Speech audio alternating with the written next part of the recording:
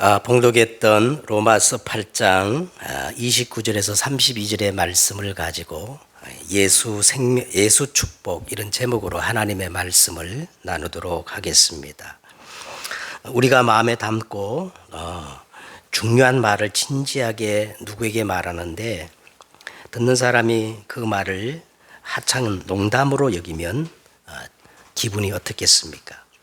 그 다음부터는 그 사람을 신뢰하지 않고 더 이상 중요한 말을 하지 않을 것입니다. 어떤 의미에서는 그 사람의 말이 그 사람의 정체성입니다. 창세기 19장 14절에 보면 여호와께서 소돔과 고모라 성을 멸하실 때 너희는 일어나 이곳을 빨리 떠나라 하되 롯의 사위들은 농담으로 여겼더라. 여호와 하나님의 말씀을 농담으로 여겼던 롯의 사위들은 소돔과 고모라가 멸망할 때 그들도 같이 멸망을 당하였습니다. 말씀이 곧 하나님이십니다. 하나님의 말씀은 살아있고 활력이 있어 좌우의 날쌘 어떤 검보다 예리하여 우리의 영과 혼과 관절과 골수를 찔러 쪼개기까지 하며 또 마음의 생각과 뜻을 판단하시고 치유하는 능력이 있다고 말씀하십니다. 예배는 지금 살아계시는 하나님의 말씀을 직접 듣는 시간이요 직접 받는 시간입니다. 우리가 하나님께 드리는 이 예배를 저와 여러분이 어떻게 드리느냐 딱 그 수준으로 하나님은 우리를 그렇게 바라보실 거예요.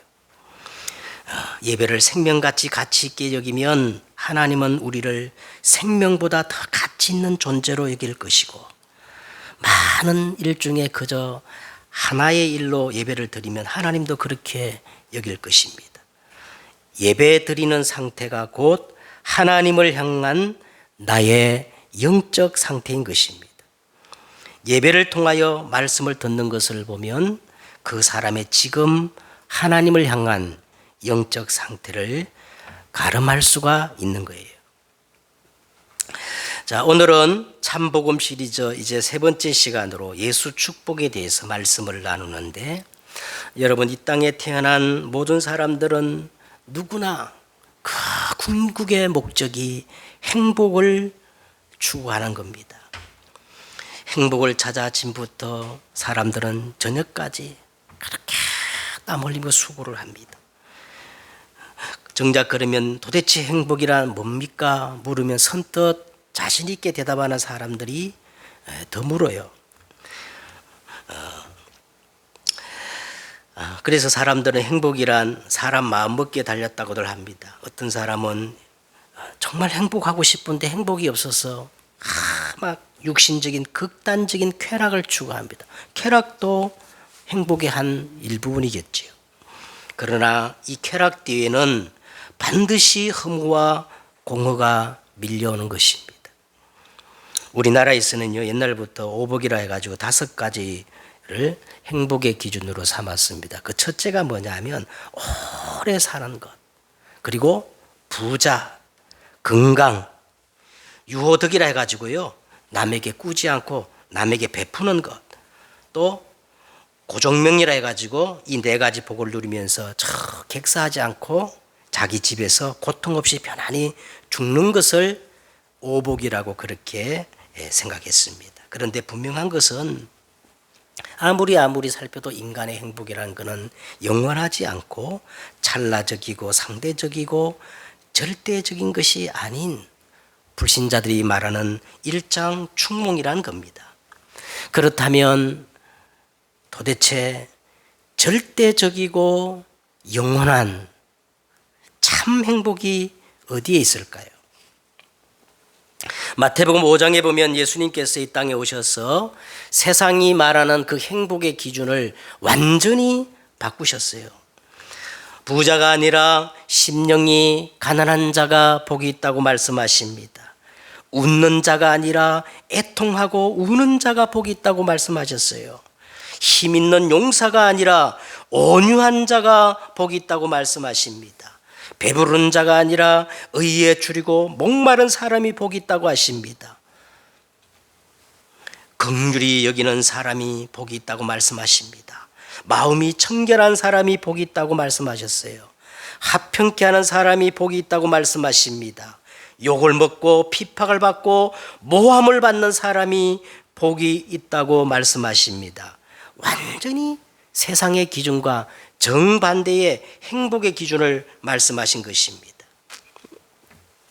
이번 주간에 어떤 분이 욥의 고난에 대해서 질문한 분이 계셔가지고 제가 이 욥기를 한번 읽어보는 그런 기회가 있었습니다. 욥은 우리가 잘 아는 아브라함과 동시대에 살았던 사람인데 우스 땅이라는 곳에 온전하고 정직하여 하나님을 경외하며 악에서 떠난 종교적 기준으로 볼 때는요 거의 완벽에 가까운 그런 의로운 사람이었던 겁니다.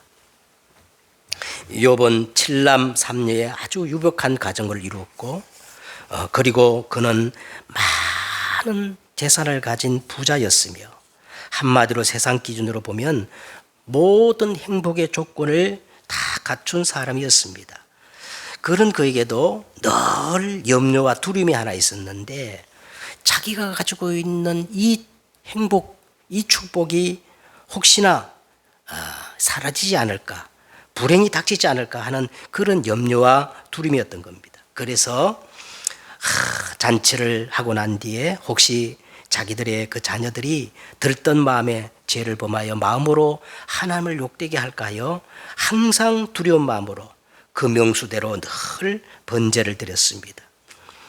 욥은 하나님을 믿었지만 동시대에 살았던 아브라함처럼 언약을 붙잡은 것이 아니라 자기 의를 기준으로 하나님을 믿었던 종교적 열심이었던 겁니다.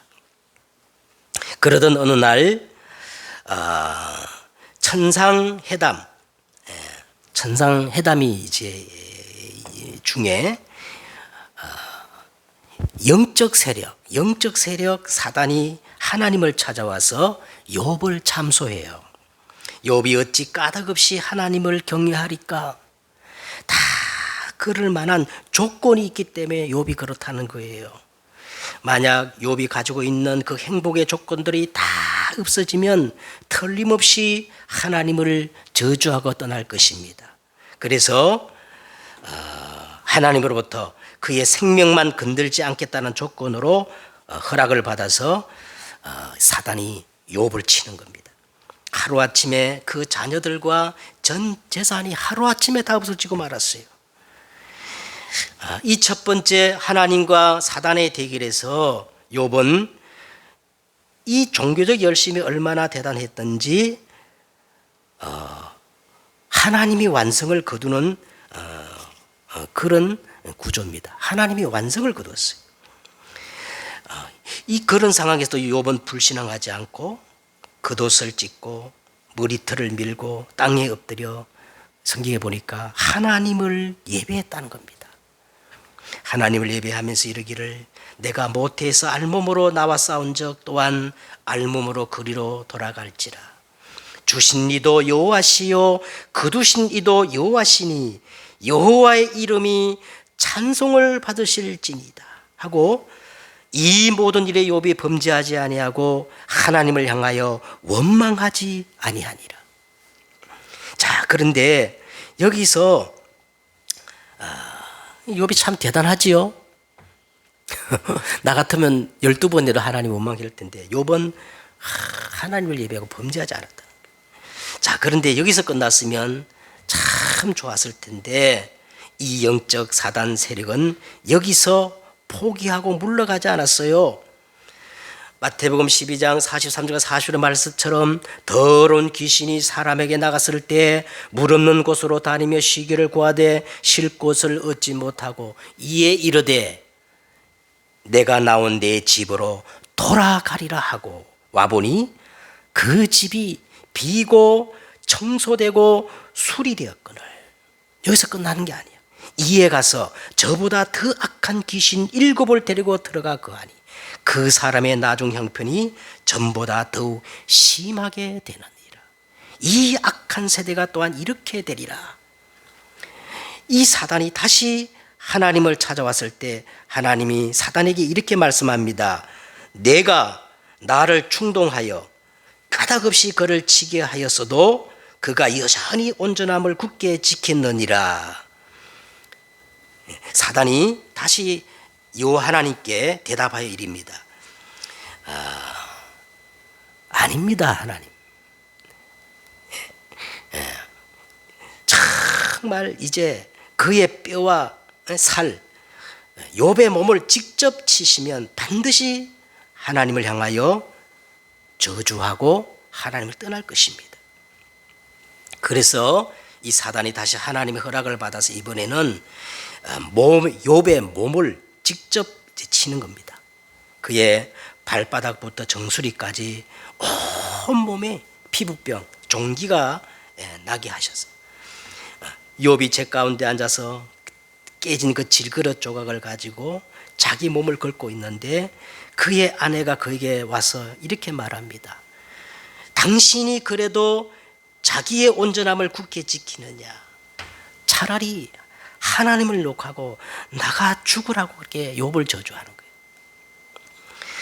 자, 근데 욥이 얼마나 대단한지 그때까지도 욥은 우리가 하나님께 복을 받았은즉 화도 받지 아니하겠느냐 하고 이 모든 일에 욥이 입술로 범죄하지 아니하니라. 대단하죠?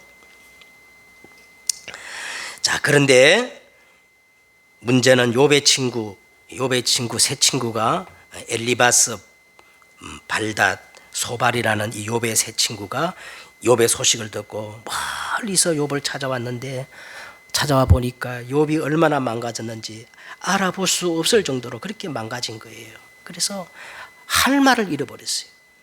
그들이 일제히 소리질러 7일 동안 함께 울었지만은 그에게 한마디라도 뭐라고 위로할 수가 없었어요.